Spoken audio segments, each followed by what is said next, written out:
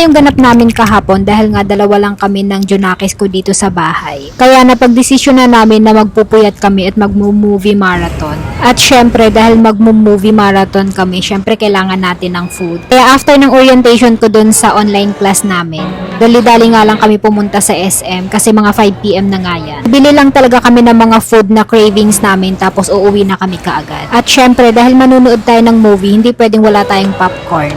At eto nga yung nagustuhan ng anak ko, so bumili lang kami dyan ng 3 flavors. At after niya, umuwi na kaagad kami. So ito yung nabili namin guys.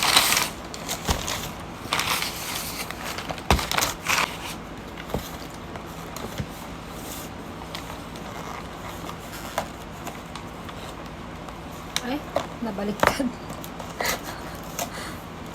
So meron tayong Tok Neneng.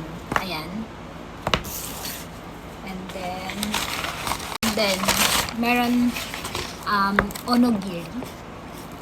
Ayan. Tapos lumpiang toge sa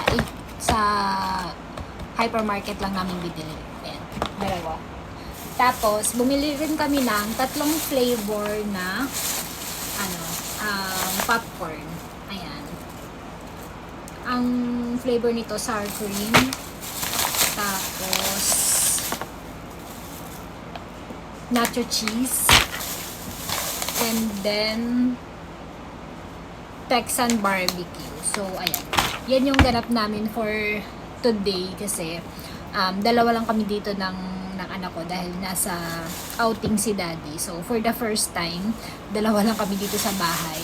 And pero bukas naman pauwi na si daddy. So, ayun, mag-movie marathon kami ng Junakis ko. And kakain muna kami ng dinner. Mamaya na namin to kakainin kasi may work pa ako bago tayo mag-movie marathon. Mag-work muna ako. So, ayan. Yun lang. Bye!